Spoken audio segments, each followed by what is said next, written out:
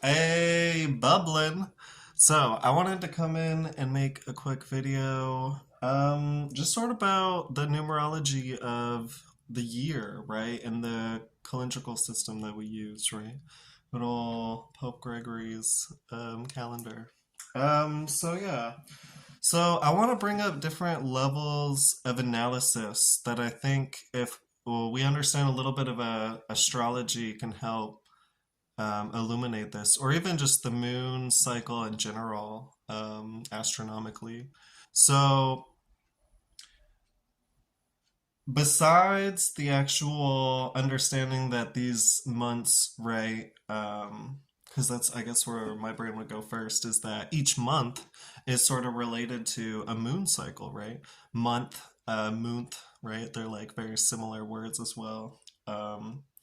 And so that's why they're sort of standard around these 4 weeks, although we've adjusted it to be based around the sun, such that, there's like 12 and a little more actual lunar months in the year, right? But we standardized it to 12, right? Um, but yeah, so that kind of goes into how it was sort of founded, right, a little bit astronomically, just based on realizing, okay, throughout the year we seem to have around 12 full moons, right, which is probably what we were seeing, because we can't really see the new moon. But we noticed, wow, like this happens 12 times, right, about um, a little bit more. Um, so yeah, so we can see then each month though we have like a mini cycle, right, within a greater cycle, right? And that's the days, sort of just like the second hand going from a certain minute, right? So we're still on a certain place, like we're going to be in a certain month, as say in December, we're going around these 31 days, right? But yeah, but we're going to be switching each day, right? There are going to be different phases within this particular month, right? And then we'll see a similar thing though from the month, right? And this is where we're just sort of gauging, counting from what we call year zero, right? So then we have a particular month within a given year, right? Which would then be like that minute hand, and then the year would be like an hour hand, right? Um, Except we don't really standardize the year, right? Like it doesn't factor into a certain system. We just tally to infinity, right? So if it was around a clock, it would just have infinite numbers and it wouldn't really be in a particular place. So you can kind of look at the year more broadly in terms of numerology because of that, because we're literally just counting versus, say, if we're looking at a month that's out of 12, we know like there's going to be 12 spots on that minute hand, right? Just like then when we go deeper and we look into the day, there's going to be, what, 29 or sometimes 28, right? Didn't February get as low as 28? Um, and 30 and 31 days, right? We can get, depending on the actual month, that's how much sort of days, right? How much second ticks we'll find within that scheme. Um, So yeah, so we can sort of relate that then to, like I said, we can relate that to a clock, and we can sort of see how, okay, we're going to have this overarching placement, and then we're going to zoom in a little bit, which would be the year, right? We have this overarching year. We zoom in a little bit from that sort of hour hand, and then we move into the month, which would then be like the minute hand, and then zoom in a little bit more again to the day, which would be like the second hand, right? Another way to view this, I think, really beautifully is either, I guess I'll just go with the sun, moon, and ascendant, because we could say Saturn, but I'll just go with the ascendant.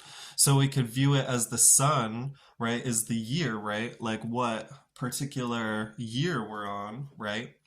And that's going to take a whole year, right, to make a full rotation, right? But then we look into the month, right? And the moon is going to have a certain phase from that particular year, right? Which is going to determine the month, right? And then we can look into the actual day, right?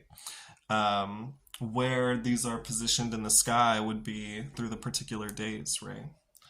Um, yeah. So you can kind of see that there's like this relationship between all three where they all work together. Like a lot of people in terms of numerology will like just to add one date together and find what that is mathematically, but that doesn't actually apply to what we're doing when we're finding digit sums, as I've talked about in previous videos. But another way to see them is like an alignment, like this clock, right? And certain energies are going to harmonize within that. Um, Within that, like if all the dials are aligned, right? Versus if maybe they're completely opposite or they don't really seem to have any relationship and they're kind of going in different directions. And that's why I love the symbolic knowledge of astrology because we see all these different aspects and symbolic ways of relating that we can then apply to these different sequences. So, yeah. Hey, I'm back. So another way to see that, because as I was saying, that was a little convoluted, would be looking at the Saturn cycle, right? So if we're looking at it astrologically, there's going to be these generations, right? Which would be viewed as where Saturn is in the sky, right? And then the Sun phase in relationship to Saturn would actually show the month, right? Because when we're looking, say, astrologically, when the sun moves through a different sign, right? Say we're just beginning, right? And we have Saturn over here in Aries, right? And yeah, I guess beginning, quote unquote. We have Saturn over here in Aries, and then we have the sun over here in Aries, right? Then we would sort of be beginning. It would be like being on a given year out of like 30, like Saturn cycle, right? Except for the years aren't sort of grounded like that, but it would be like we'd have this certain generation while throughout that year we would stay in the same sign, right? Because we would be in the same year, right? But then we would get to, um, I guess in terms of the years, we should begin at Capricorn actually, because that's where January 1st is. Um, Look at that. But yeah, so if we were beginning in Capricorn, then like we had Saturn in Capricorn and then we had the Sun in Capricorn, right? And then we would move into January 1st, right? We would have the Sun still in Capricorn and they'd be aligned, right? Because say if we were at a year, um, we could say as beginning, and this is just a way to begin to look at it as clockwork, though. So maybe I really shouldn't even bring this up because this is getting even more confusing. Hmm. Well, I guess that's like a pretty important illustration, though. So yeah, so say we're gonna have the year, right? Saturn's gonna be in a particular sign, right? Capricorn. And then we move on to the beginning of that year. We would also have the sun in Capricorn, right? And say then we get to the new moon, right? Then we would have the moon and we would have the sun and we would have Saturn all in Capricorn making this alignment, right? Where the first thing that would move is we would stay in that first month, right? And then the moon would move to Aquarius and then Pisces and then Aries, where we would get the first quarter, right? It would be like the month is now in progress, right? Until we continue moving and the moon makes its way all the way to Cancer, and now we're at the full moon, right? We're in the middle of the month. And then we would close up the last quarter at Libra. Finally, when we're hitting this new moon, either in really late Capricorn or early Aquarius, somewhere in there, where we're starting a new month, right? So now, once we get that full lunar cycle and we begin that month, or we end that month, the sun is going to move into Aquarius and the new moon is going to begin here in Aquarius, right? Where we still have Saturn in Capricorn. It's like we still have to finish up this whole sun cycle, right? So now again, we're going to have a month where Saturn's going to be in Capricorn, and then we're going to be in the opening phase of this year, and then we're going to begin this month, right? Until we get to the middle of this new month in Leo, where the moon's in Leo at its full phase, and then we sort of come down, and then we get another new moon, either in Aquarius or Pisces. But then we start to move into when the sun moves into Pisces, right? And then we see we still would have Saturn in Aquarius, right? But now we would actually start to see, like I was saying, a certain relationship, a sextile between where Saturn's at, the overarching influence, and where the new moons are taking place, or where the sun comes, right? And we would see different alignments ping as we go through certain days in the month, right? And this is all astrologically, right? But this can be applied, the vision of it and the scope of it, to the um, dates, right? So, because then we'll see certain shapes, right? So for this whole year, eventually we'll find the sun will move into Aries, right? And we'll be sort of in April, right? Will be a sort of a good quarter of the way through the year.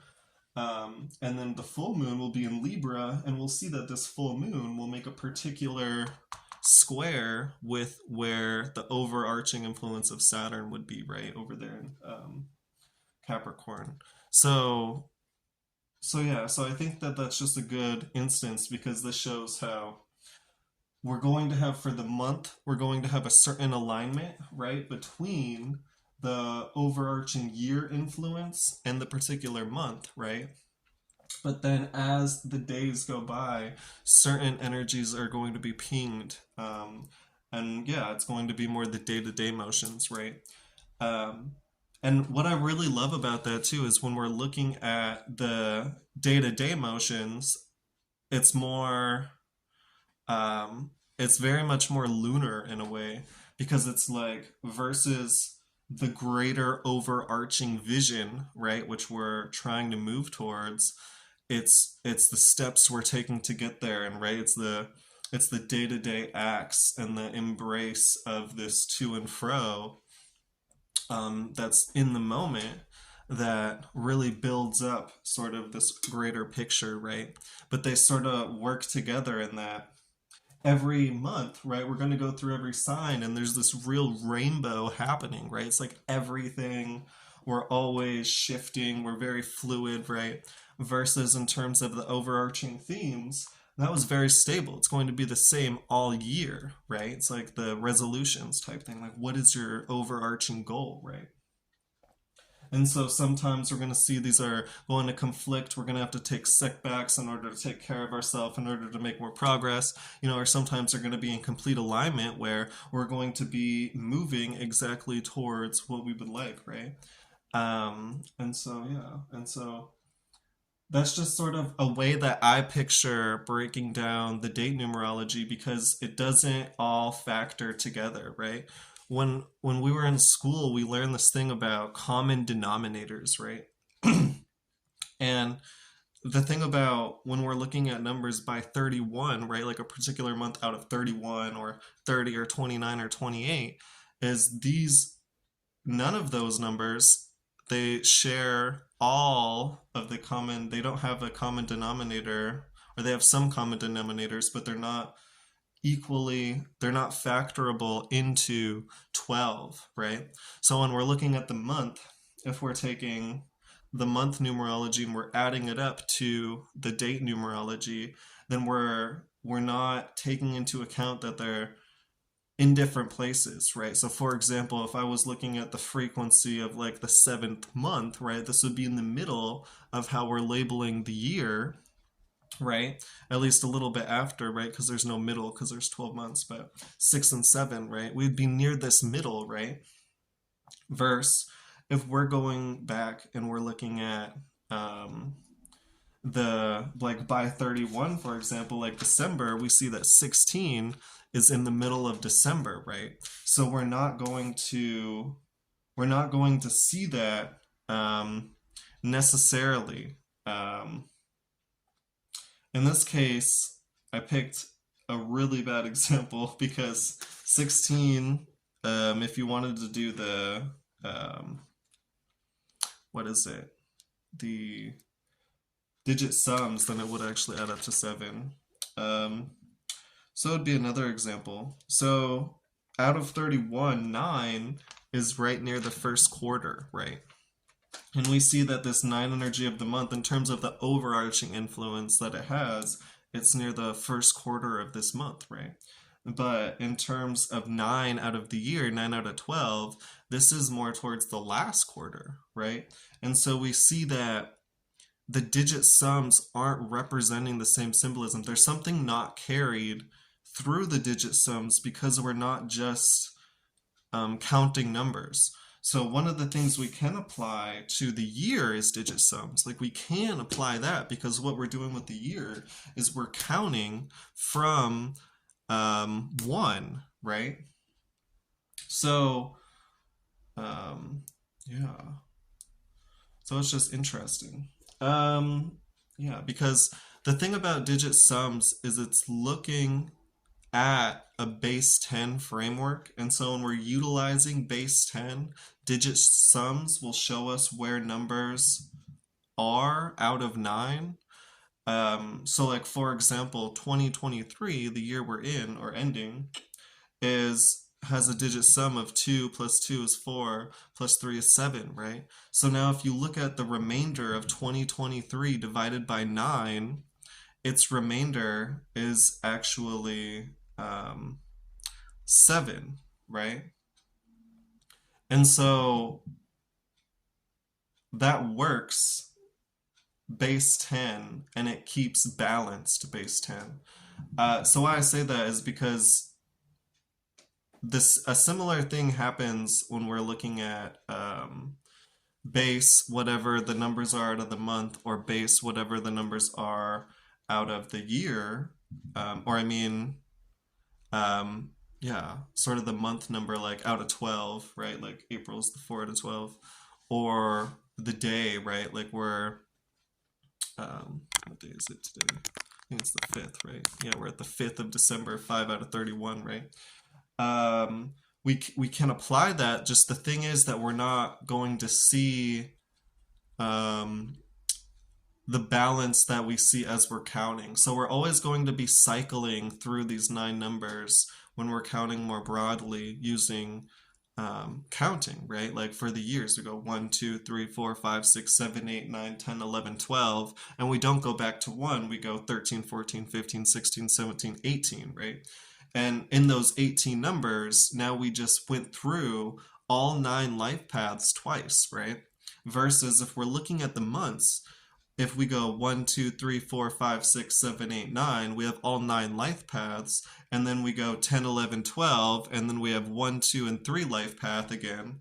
And then we go 1, 2, 3, 4, 5, 6, 7, 8, 9, 10, 11, 12 again, right? And now we'll see that we keep having this repeat of the 1, 2, and 3 life path at the beginning and end. And we're going to only have, so we're going to have 2 every sequence of the first, second, and third life path, bringing an imbalance to how much the fourth, fifth, sixth, seventh, eighth, and ninth life path are brought up, right? Versus if we don't look at that by its path numbers, right, and we more so look at it based on like what it does associate with, right? Like say the zodiac or this scheme of 4 and 3, right? 4 times 3 elements times modalities, then we can actually get a sense of